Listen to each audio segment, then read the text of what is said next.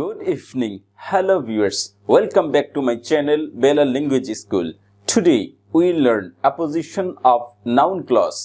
আজকে আমরা নামবাচক উপবাক্যের অ্যাপোজিশন বা তুল্যভাবে স্থাপিত সেন্টেন্স সম্পর্কে জানব। তাহলে চলুন জেনে নিই। এখানে লেখা আছে ক্লজ বা উপবাক্য বা বাক্যাংশ। তার আগে আমরা যা জেনেছিলাম তা এক নজরে দেখে আসি। এখানে লেখা আছে প্রিন্সিপাল ক্লজ। প্রিন্সিপাল ক্লজ মানে মেইন বাক্য। অনেকগুলো বাক্য মিলে যখন একটি বড় বাক্য হয় তখন প্রধান যে অংশটি অর্থাৎ যে বাক্যটি অন্য বাক্যের উপর নির্ভর না নিজে নিজেই অর্থ সম্পূর্ণ প্রকাশ করতে পারে সেটা হচ্ছে প্রিন্সিপাল ক্লজ বা মূল বাক্য। তারপর আছে সাবঅর্ডিনেট ক্লজ। সাবঅর্ডিনেট ক্লজ অনেক ধরনের হয় এবং সেগুলো এখানে আলোচনা করব। তারপর আছে কোঅর্ডিনেটিং ক্লজ। কোঅর্ডিনেটিং ক্লজ মানে একই জাতীয় বাক্য ওই সেন্টেন্সটার মধ্যে অনেকগুলো থাকবে। আর সাবঅর্ডিনেট মানে হচ্ছে এই প্রিন্সিপাল ক্লজ বা মূল বাক্যের অধীনে অন্যান্য ক্ষুদ্র ক্ষুদ্র যে বাক্য থাকবে সেগুলো হচ্ছে সাবঅর্ডিনেট ক্লজ। আর এই সাবঅর্ডিনেট ক্লজের আবার তিনটি ভাগ রয়েছে। নাউন ক্লজ নামবাচক উপবাক্য, অর্থাৎ যেখানে নাম বসে সেখানে একটি নামবাচক উপবাক্য বসতে পারে সেটা হচ্ছে নাউন ক্লজ। অ্যাডজেক্টিভ ক্লজ যেখানে অ্যাডজেক্টিভ বসে সেখানে একটি দুষ গুণবাচক বাক্য বসতে পারে এই অ্যাডজেক্টিভ একটা ওয়ার্ডের পরিবর্তে, সেটা হচ্ছে অ্যাডজেক্টিভ ক্লজ বা অ্যাডজেক্টিভ উপবাক্য। অ্যাডভার্বিয়াল ক্লজ কোনো কাজটা যেভাবে সম্পন্ন হয় একটি শব্দে যেখানে প্রকাশ করা হয় সেখানে একটি শব্দের পরিবর্তে একটি সেন্টেন্স অ্যাডভার্ব হিসেবে বা কিভাবে কাজটা করে সেভাবে বোঝাতে পারে সেটা হচ্ছে অ্যাডভার্বিয়াল ক্লজ। তার মধ্যে এখানে আমরা নাউন ক্লজ। নাউন ক্লজের আবার পাঁচটি ভাগ, অর্থাৎ ফাংশন অফ নাউন যেখানে নাম বসতে পারে, অর্থাৎ একটি সেন্টেন্সে 5 জায়গায় নাম বসতে পারে বা নাউন বসতে পারে। সেই 5 জায়গায় আবার নাউন ক্লজ বা একটি বাক্যও বসতে পারে নাউন হিসেবে, সেই বিষয়টাই এখানে স্পষ্ট করা হয়েছে। সাবজেক্ট হিসেবে বসতে পারে, অর্থাৎ যেখানে সাবজেক্ট হিসেবে একটি নাউন বসার কথা ছিল সেখানে সাবজেক্ট হিসেবে নাউন ক্লজ বসতে পারে। অবজেক্ট যেখানে অবজেক্ট থাকে সেখানে অবজেক্টটা না বসে একটি ওয়ার্ড না বসে একটি সেন্টেন্স বসতে পারে অবজেক্ট হিসেবে। কমপ্লিমেন্ট অর্থাৎ পরিপূরক। কমপ্লিমেন্ট আবার দুই প্রকার, সাবজেক্টিভ কমপ্লিমেন্ট, অবজেক্টিভ কমপ্লিমেন্ট। অর্থাৎ সাবজেক্ট দ্বারা যা বোঝায় আরেকটি সেন্টেন্স মেইন ভার্বের পরে আরেকটি সেন্টেন্স এসে ঠিক সাবজেক্টকে বুঝাবে, এটা হচ্ছে সাবজেক্টিভ কমপ্লিমেন্ট। অবজেক্টিভ কমপ্লিমেন্ট অর্থাৎ ভার্বের পরে যে অবজেক্ট আসে সেই জায়গায় সেই অবজেক্টকে বোঝানোর জন্য তার পাশে আরো একটি সেন্টেন্স আসতে পারে এই অবজেক্টটাকে বোঝানোর জন্য, সেটা হচ্ছে অবজেক্টিভ কমপ্লিমেন্ট। আর অ্যাপোজিশন হলো নির্ধারিত কতগুলো শব্দ আছে, এই শব্দগুলো অবজেক্ট হিসেবে যখন প্রিন্সিপাল ক্লজের বসে তখন এই অবজেক্টটাকে বোঝানোর জন্য আরেকটা সেন্টেন্স হুবহু এসে এই অবজেক্টটার যে কাজ ঠিক একই কাজ বুঝাবে সেটা হচ্ছে অ্যাপোজিশন। তাহলে আজকে আমরা অ্যাপোজিশন সম্পর্কে জানবো। নাউন ক্লজ নামবাচক উপবাক্য, অ্যাপোজিশন তুল্যভাবে পাশাপাশি স্থাপন। তাহলে নাউন ক্লজের মধ্যে থাকবে এই অ্যাপোজিশন বা নামবাচক উপবাক্যটি। আর এই অ্যাপোজিশন অর্থ হচ্ছে তুল্যভাবে পাশাপাশি স্থাপন। তাহলে এখানে কতগুলো শব্দ দেয়া হয়েছে, এই শব্দগুলো পরে আমরা বিশ্লেষণ করব। এই শব্দগুলো অবজেক্ট হিসেবে থাকতে হবে, তারপরে একটি সেন্টেন্স আসবে দ্যাট বা ডব্লিউএইচ দ্বারা যুক্ত হয়ে। এখানে লেখা আছে ইট ইজ ট্রু, এটা সত্য। That Jafri had gone, Jafri যে গিয়েছে। ইহা সত্য যে জাফরি চলে গিয়েছিল। তাহলে এক্স্যাক্টলি অর্থ হচ্ছে এটা, ইট ইজ ট্রু এতটুকু হচ্ছে principal clause. It subject, is verb, true হচ্ছে অবজেক্ট। তারপর এই ট্রু এর পাশে দ্যাট দ্বারা আরো একটি সেন্টেন্স যুক্ত হয়েছে বা বাক্য যুক্ত হয়েছে, এটা হচ্ছে অ্যাপোজিশন। এই ট্রু দ্বারা যা বুঝিয়েছে এই সেন্টেন্সটা দ্বারা তাই বুঝিয়েছে, এর জন্য এটা হচ্ছে অ্যাপোজিশন। অ্যাপোজিশন মানে তুল্যভাবে পাশাপাশি স্থাপন, অর্থাৎ এই ট্রু এর পাশে দ্যাট বা ডব্লিউএইচ দ্বারা আরো একটি সেন্টেন্স এসে এই ট্রু এর কাজ করবে, এটাই হচ্ছে অ্যাপোজিশন। আর এই অর্থটা বোঝার জন্য ইংলিশের ক্ষেত্রে এই দ্যাট পরের সেন্টেন্সটার সাথে যুক্ত, আর বাংলা বলতে গেলে এই দ্যাট অর্থ আসে আগেরটার সাথে যুক্ত। যেমন ইট ইজ ট্রু দ্যাট, ইহা সত্য যে। তাহলে যেটা আগেরটার সাথে যুক্ত হয়েছে কিন্তু ইংলিশে পরেরটার সাথে যুক্ত হবে। আর গুছিয়ে অর্থটা বললে এটা হবে that Jafri had gone, Jafri যে গিয়েছিল। ইট ইজ ট্রু, এটা সত্য। অর্থ উঠাতে আপনি এভাবে উঠাবেন আর লিখবেন ইংরেজিতে এভাবে it is true that Jafri had গন, এটা সত্য যে জাফরি গিয়েছে। তাহলে ইহা সত্য যে জাফরি চলে গিয়েছিল, জাফরি চলে গিয়েছিল যে এটা সত্য। তাহলে দ্যাট জাফরি হ্যাড গন এটা হচ্ছে অ্যাপোজিশন, এটা ট্রু এর অ্যাপোজিশন। ট্রুটা অবজেক্ট হিসেবে ব্যবহার হতে হবে প্রিন্সিপাল ক্লজের। তারপরের সেন্টেন্সটি দেখুন, এখানে লেখা আছে দেয়ার ইজ এ রিউমার, গুজব রটেছে, দ্যাট যে Jafri had left school, Jafri school ছেড়েছে। জাফরি স্কুল যে ছেড়েছিল এই গুজবটা রটে গিয়েছে।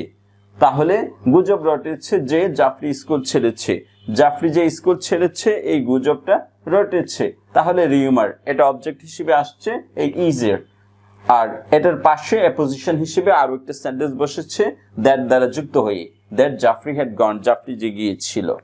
তাহলে দ্যাট জাফরি হ্যাড গন এইটা হচ্ছে একটা sentence, there is a rumour এটা হচ্ছে একটি সেন্টেন্স। এটা প্রিন্সিপাল ক্লজ মানে মূল বাক্য, আর এটা হচ্ছে সাবঅর্ডিনেট ক্লজ মানে এটার উপর নির্ভর করে। তারপরের সেন্টেন্সটি দেখুন, এখানে লেখা আছে Jafri must face the fact, Jafri অবশ্যই খেসারত দেবে বা মুখোমুখি হবে, that he has spoiled all the time, সে যে সবটা সময় অপচয় করেছে বা নষ্ট করেছে, সে যে সবটা সময় নষ্ট করেছে সেজন্য সে অবশ্যই খেসারত দেবে। মাস্ট ফেস, তাহলে মাস্ট ফেস হচ্ছে ভার্ব, দ্য ফ্যাক্ট এটা হচ্ছে অবজেক্ট। তারপরে দ্যাট দ্বারা একটি সেন্টেন্স যুক্ত হয়েছে পাশে তুল্যভাবে পাশাপাশি স্থান, অর্থাৎ ফ্যাক্ট দ্বারা যা বুঝিয়েছে এই সেন্টেন্সটা দ্বারা তাই বুঝিয়েছে, শুধু এই ফ্যাক্টকে এখানে বিশ্লেষণ করা হয়েছে এতটুকুই। তাহলে জাফরি যে সবটা সময় নষ্ট করেছে সেটার খেসারত সে অবশ্যই দেবে। তারপরের সেন্টেন্সটি দেখুন, the news that Jafri is dead is false. এতক্ষণ আমরা এক রকমের সেন্টেন্স পড়েছি, এখন আবার ভিন্ন রকমের সেন্টেন্স, কিন্তু কাজ একই। এখানে আবার ডিপেন্ডেন্ট ক্লজ অর্থাৎ সাবঅর্ডিনেট ক্লজটা মাঝখানে বসছে, অর্থাৎ অ্যাপোজিশনটা এখানে এসে মাঝখানে বসছে। কেন মাঝখানে বসছে? কারণ এই সেন্টেন্সটা এখানে যে ওয়ার্ডগুলো দেখছি এগুলোর পাশে থাকতে হবে। এখানে একটা ওয়ার্ড আছে নিউজ, তাহলে নিউজ শব্দটা যেহেতু ব্যবহার করেছি এবং নিউজের পাশে এই সেন্টেন্সটা রাখতে হবে, তাহলে নিউজের পাশে সেন্টেন্সটা রাখতে হলে সেন্টেন্সটাকে মাঝখানে নিয়ে আসতে হয়। আর যে মেইন সেন্টেন্সটা ছিল এটা দুই ভাগ করে সাবজেক্টটা সামনে পাঠিয়ে দিয়েছি আর ভার্ব এবং অবজেক্টটা পিছনে পাঠিয়ে দিয়েছি, মাঝখানে এই সেন্টেন্সটা বসিয়েছি।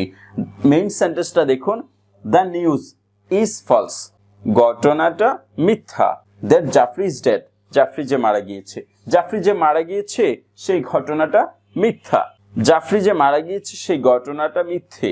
তাহলে মাঝখানে এই সেন্টেন্সটা এসে বসছে এবং নিউজের পাশে আছে এই অর্থগত দিক ঠিক রাখার জন্য অ্যাপোজিশন তুল্যভাবে পাশাপাশি স্থাপন, তাহলে নিউজের পাশে এই সেন্টেন্সটা বসতে হবে। আবার এটা ভেঙ্গেও দিয়েছি, দ্য নিউজ ইজ ফলস, সংবাদটা মিথ্যা, that Jafri is dead, Jafri যে মারা গিয়েছে, এটা বোঝার জন্য আলাদা করে দিয়েছি। তারপরের সেন্টেন্সটা দেখুন, একই নিয়মে মাঝখানে আরেকটা সেন্টেন্স এসে বসবে, হিজ বিলিফ, তার বিশ্বাস, মেড আস অল লাফ, আমাদের সকলকে আনন্দ দিল, that someday he would success, কোনো একদিন সে যে সফল হবে, কোনো একদিন সে যে সফল হবে, এই বিশ্বাসটা আমাদের সকলকে আনন্দ দেয় বা দিল। তাহলে এই বিলিফের পাশে এই সেন্টেন্সটা থেকেছে অর্থগতভাবে ঠিক থাকার জন্য, এজন্য মাঝখানে এসে বসছে। আর প্রিন্সিপাল ক্লজটি দুই ভাগ হয়ে সাবজেক্ট সামনে চলে গিয়েছে, ভার্ব এবং অবজেক্ট পিছনে চলে গিয়েছে। আবার এখানে ভেঙে দিয়েছি, his belief made us all laugh, তার বিশ্বাস আমাদের সকলকে আনন্দ দেয়, that someday he would be success, কোন একদিন সে যে সফল হবে। তাহলে এখানে আবার ভেঙে দিয়েছি। আর অ্যাপোজিশন বানাতে হলে এই পরের অংশটা সামনে বা মাঝখানে নিয়ে আসতে হবে এবং এই বিলিফের পাশে এই সেন্টেন্সটা রাখতে হবে। অর্থ কিন্তু একই, এইটার যা অর্থ এটার ঠিক একই অর্থ, এইটার যা অর্থ এইটার ঠিক একই অর্থ, কিন্তু এখানে সেন্টেন্সটা সাজানো সুন্দর করা হয়েছে, এখনো সুন্দর করা হয়েছে, আর এখানে সাজানো হয়নি, অ্যাপোজিশন হয়নি, কিন্তু সেন্টেন্স লিখলে হবে। তাহলে অ্যাপোজিশন আমরা বুঝেছি। এখন অ্যাপোজিশনটা সাবজেক্ট টু এ কমপ্লিমেন্ট অর্থাৎ নাউনের সাবজেক্ট টু এ কমপ্লিমেন্টের সাথে মিশে যায়, কিন্তু কিভাবে আলাদা করব সেটা একটু বুঝে নেই। এখানে লেখা আছে উইথ অবজেক্ট, এখানে লেখা আছে উইদাউট অবজেক্ট বা নো অবজেক্ট, অর্থাৎ this is what he said, this is এইটা হলো ওইটা যা সে বলেছিল। তাহলে দিস ইজ এর পরে একটা অবজেক্ট হওয়ার কথা ছিল এই শব্দগুলো দিয়ে, ফ্যাক্ট, ট্রুথ, নিউজ, কিন্তু এখানে অবজেক্ট আসেনি, পরে লিঙ্কার দিয়ে আরো একটা সেন্টেন্স চলে এসেছে অবজেক্ট হিসেবে এবং এইটা এই সাবজেক্টকে বুঝিয়েছে, এর জন্য এটা কমপ্লিমেন্ট টু এ সাবজেক্ট। আবার দিস ইজ এর পরে যদি ফ্যাক্ট বা এই জাতীয় কোনো অবজেক্ট থাকতো তারপরে এই সেন্টেন্সটা থাকতো তাহলে আবার অ্যাপোজিশন হয়ে যেত। তাহলে অবজেক্ট থাকা শর্ত হচ্ছে অ্যাপোজিশন হওয়ার পূর্ব শর্ত। আর এখানে অবজেক্ট আছে এজন্য অ্যাপোজিশন হয়েছে, এখানে অবজেক্ট নেই এজন্য এটা complement to a subject of noun clause. তারপর সেন্টেন্সটাও ঠিক একই, the fact is that he stole the pen.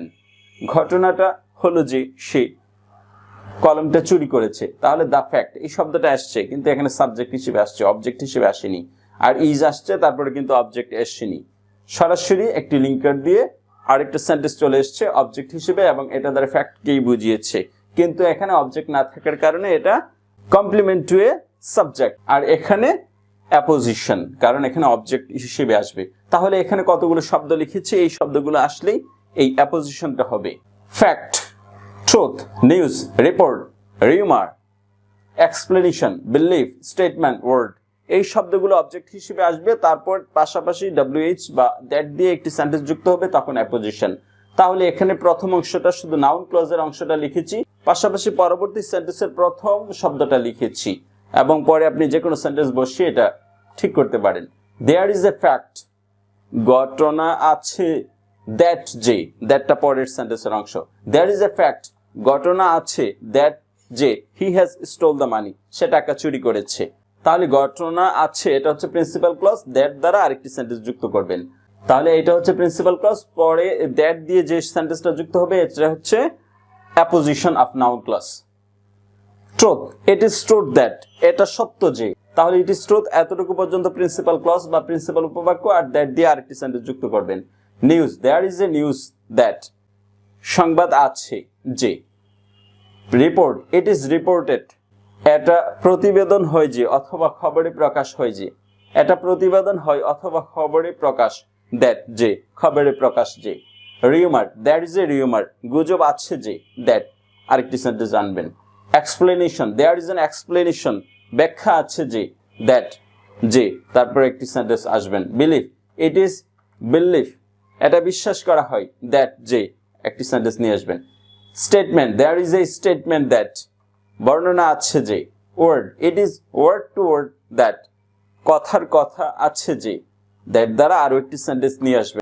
তাহলে পরে এই দ্যাটের পরে যে কোনো সেন্টেন্স নিয়ে আসলে এটা অ্যাপোজিশন হয়ে যাবে, কারণ এখানে প্রতিটা এই শব্দ অবজেক্ট হিসেবে ব্যবহৃত হয়েছে। তারপর দ্যাট বা WH দিয়ে আরো একটি সেন্টেন্স নিয়ে আসবেন, এটা অ্যাপোজিশন হয়ে যাবে। অর্থ সহ আমরা অ্যাপোজিশন বুঝে গিয়েছি।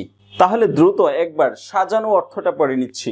It's true that Jafri had gone, Jafri যে চলে গিয়েছে এটা সত্য।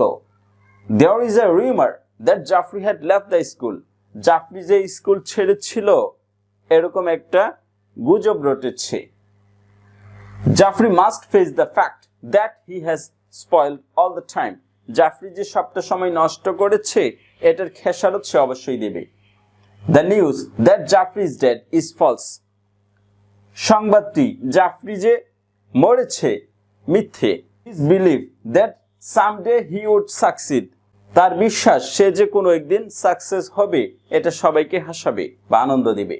এভাবে আমরা apposition of noun clause Bangla এবং ইংরেজিতে জেনে গিয়েছি। আশা করি আপনি সেন্টেন্সকে এভাবে বুঝলে আপনার ইংরেজি বলা এবং লেখা খুবই সুন্দর হবে।